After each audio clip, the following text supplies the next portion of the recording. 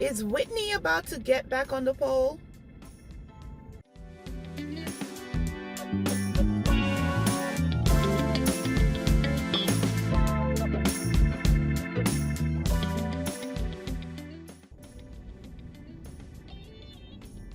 We're talking about the Real Housewives of Salt Lake City, Season 6, Episode 7, titled Pretty Little Liars.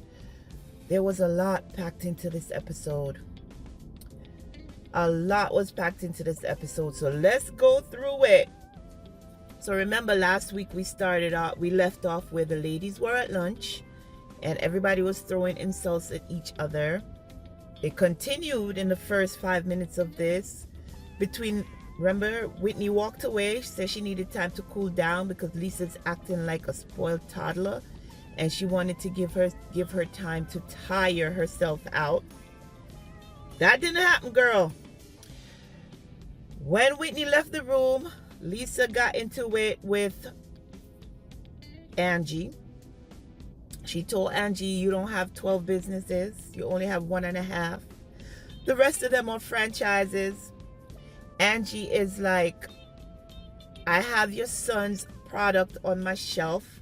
You are not out here promoting it yet. You're working with a vendor that I've been with 26 years and trying to take business away from me. Of course, Lisa couldn't say anything about that. And Angie called Lisa's son business, I think it's something Wolf, C-list business. And then that is when Heather jumped in. Heather and Mary were over there trying to figure out what was being said. We had Heather translating to Mary, and then Heather's like, come on, enough is enough now. This is not who we are. She tells Angie, I don't like, and she also tells Lisa, I don't like hanging out with you guys because of the businesses you have. I like hanging out with you guys because you guys are fun and I want us to be friends, but this is not what friendship is about. So the two ladies went in and they apologized to each other, but I don't think it was done. They apologized. Lisa said some nice things about Angie. Angie said some nice things about Lisa. Lisa went around the room and said what she liked about each individual person. We thought that was it, but girl, no, it wasn't. We're gonna talk about it. So then that was that scene. Now we have Meredith in her boutique. She's with Seth and I believe her sales associate, and she's showing Seth what she wants to do. Says she wants to redo the boutique, have an area for the clothing and accessories, and then further back she's gonna have a caviar bar. Yes, Meredith wants to have a caviar bar, so that's the plan. And she says she could also expand going up, like there's space in the room in the roof where she could put stairs leading upstairs and go back 20 feet. So maybe that's what she's gonna do. Let's see if it happens. So that was a quick scene between them. Again, I have my notes, as you guys know, because I can't remember all of this, girl. I have to make sure I take notes. Now we have Mary and Heather at lunch. I think they were just catching up, and Mary was like, don't you taste the air in here or something to that effect? She's like, it has the hospital taste. Remember episode 1 when we first met Mary told Jen that she smelled like hospital, and of course production found that clip and ran it back. So then we have Heather saying, so now we have a hospital taste, hospital smell, and a hospital taste. Mary was like, Heather was like, how that taste? She was like, when somebody farts and you could taste it. Mary was like, forget it. I guess Heather don't understand. But they got together to have lunch. All right, now we have Whitney and Justin keeping it sexy. That they say, keeping it sexy. We have Whitney installing the pole back in her house. She's like, I missed the pole. I miss being on the pole. And of course, we run a clip of her back in the day when she was on the pole. And she said she missed the time when all the moms and everybody was talking about her, saying how she have a pole in her house and stuff like that. And then she also goes in again about the business not working out, and she wants to resurrect Whitney Rose, the line. I think that was a skincare line. So she wants to bring that back, and she's talking to Justin about how, how she feels like a failure and stuff like that. Justin is reassuring her. And, Whitney, if the pole concept works for you in Utah, find a way to make it work for you in Utah. Okay, girl? Get with some business advisors. Maybe head to Vegas and see how they work the strip clubs and stuff like that. And go get some ideas and bring it back to Utah and be the unique one in Utah who has something to do with a pole. Good luck with that. I think you'll do well. So, of course, like I said, she's keeping it sexy. Her and Justin are putting the pole together, and she's doing all these little poses, and Justin is just enjoying it. That's how it should be between husband and wife. Enjoy each other. Now we have one of the more serious scenes, and Bronwyn had a couple of those in this episode. Bronwyn met with Lisa. They had a talk, no yelling. The gist of the conversation was husbands and children are off limits. Okay, they said what they had to say. They apologized to each other and promised that they will not talk about each other's husband. And on top of that, don't talk about kids. Of course, that didn't happen. As Bronwyn pointed out, we never spoke about each other's kid, and we're not gonna. So that was a good meeting. They hugged it out and they moved on with their day. Now we have Mary and her cousin Big Joe. Remember, during COVID, when everything was shut down, Mary didn't have that many people come into the church, and I think they closed down the church for a while to do some renovations. She said her cousin did the whole upstairs, the floor in the whole upstairs to put wood floors, and it took him a year. She said he is, he's family and he's milking it because he's family and family milks it. And I agree. It shouldn't take that long to actually put in wood floors in a building. What, you're doing it yourself, but a year? That's a long time. Girl, I didn't know Mary's mother was still alive all this time when she's on the show. She'd only passed away a couple of months ago. So I didn't know Mary's mother was out here giving interviews to the blogs, talking about, what happened in Mary's earlier life and talking about her marriage to Robert. I'm like, I'm here clutching my pearls that I'm not wearing, finding out that Mary's mother has been alive all this time and we never met her.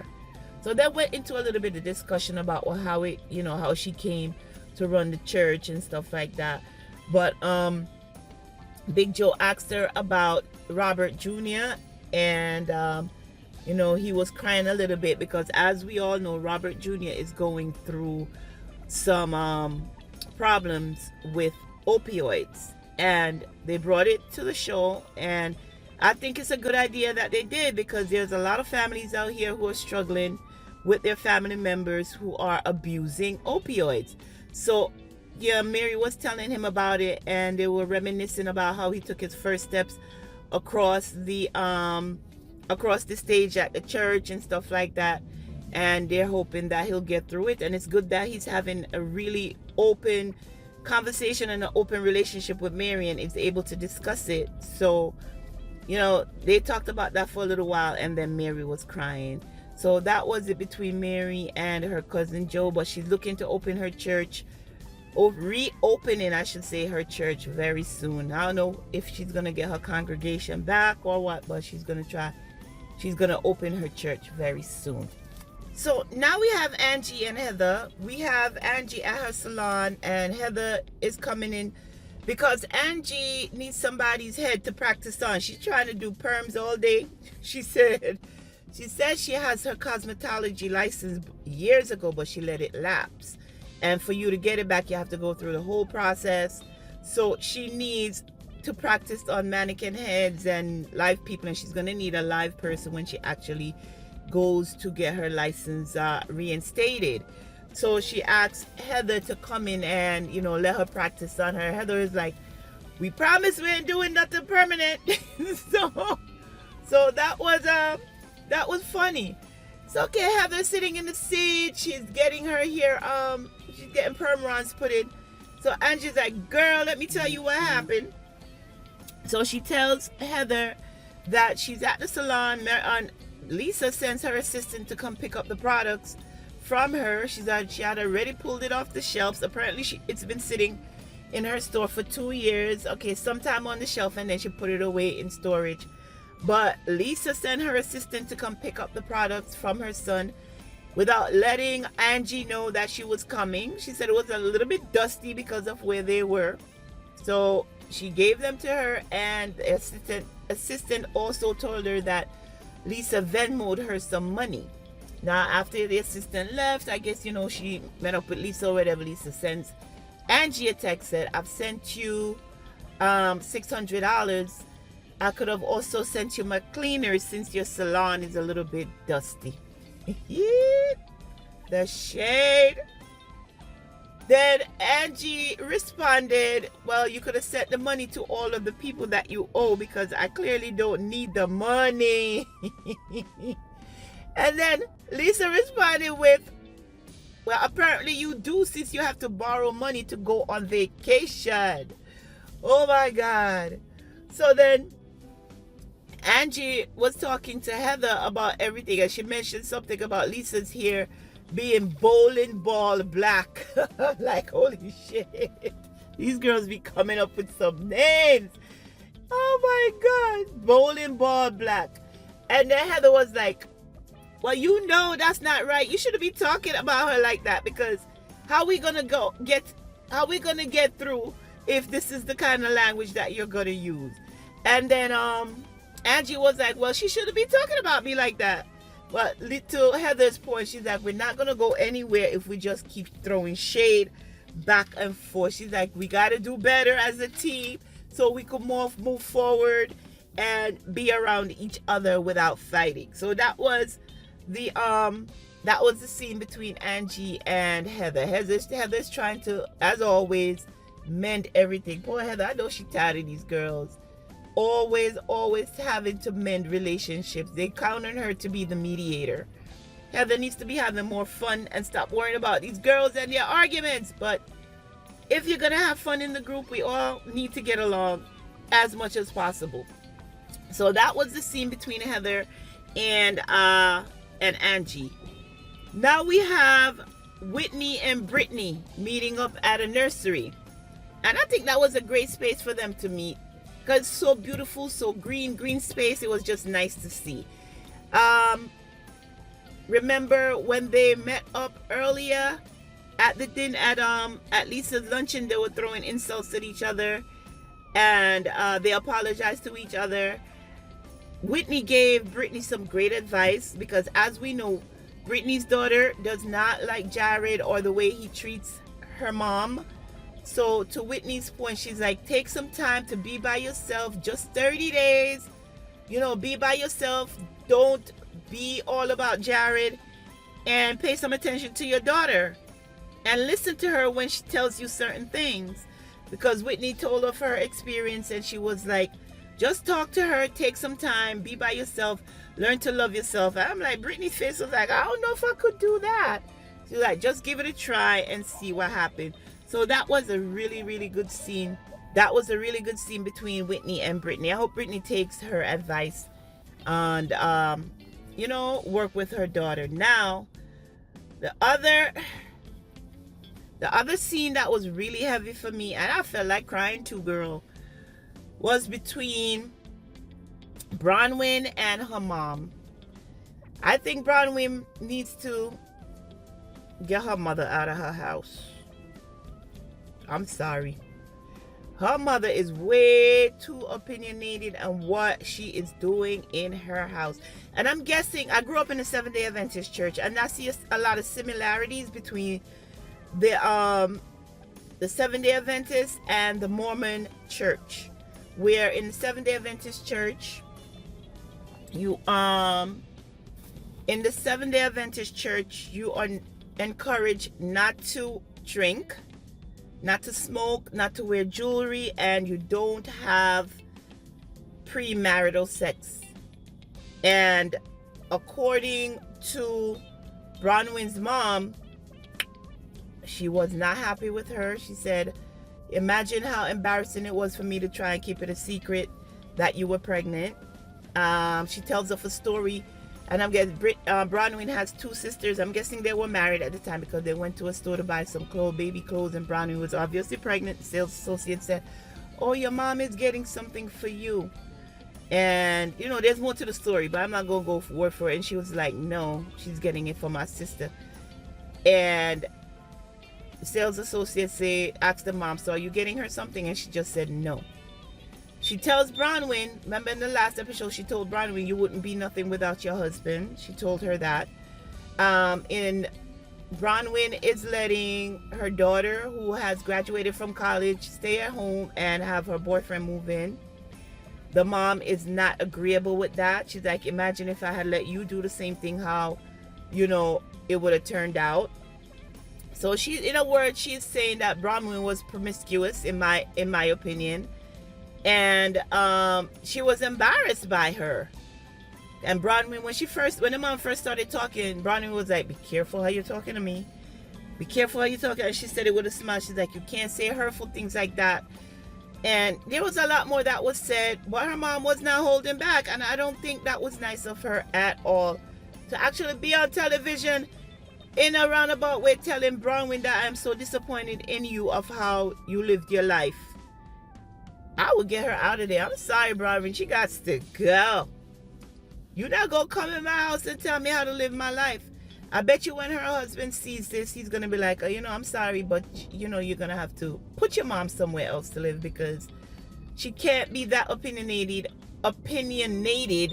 and how we are living our lives in our house." So, Bronwyn, I'm sorry, girl, that you're going through this with your mom, but I think it's time for her to go put her close to your dad. Put her in an apartment close to your dad in his facility. But I think it's time for your mom to kick rocks, as they say. You love her at a distance at this point. Now, the last scene of the day is with Meredith and Angie.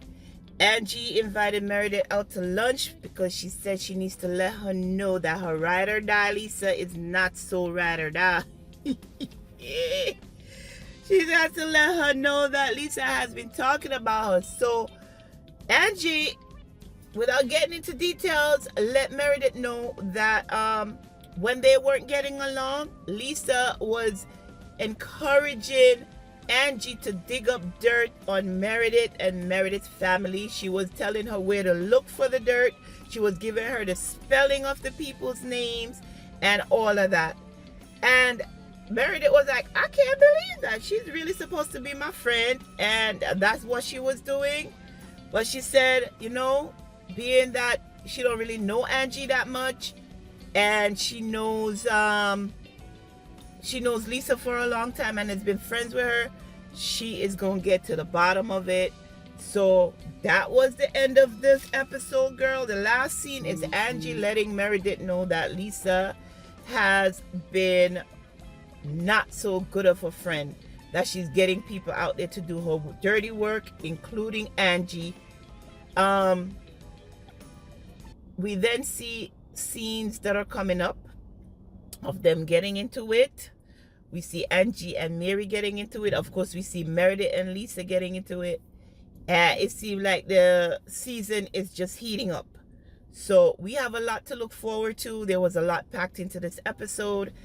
My standout scene in this episode was the conversation between Bronwyn and her mom. Your mom is way too opinionated. She could have told you all of that off camera. I'm like, come on. Really? All right. So that is it. Shameless plug. Make sure that you go down in the description and click on my link to my Shopify store. We sell women's clothing and men's clothing and accessories. Really cute stuff. So go take a look. Buy something for yourself and your significant other. Check out all the other links that are down there. And make sure that you subscribe to the channel. Like this video. Give me your opinion on this episode or the season thus far. How do you think it's going? And make sure that you subscribe to the channel, like I said. And until next time, make sure that you take care of yourselves and your families. Bye-bye. Tired of the same old styles? Ready to make waves with your wardrobe? Welcome to Touch Me Textures, where bold meets beautiful and every piece is designed to turn heads. Our collections are all about textures that feel as good as they look. From flowy dresses to eye-catching accessories, we've got everything you need to express your style your way. Find pieces that speak to you for every vibe, every adventure. And the best part? Our site makes it easy to shop and easy to fall in love with everything. So why wait? Dive into style that's uniquely yours at touchmetextures.com. Feel fabulous, look unforgettable. Click the link in the description to check out all we have to offer.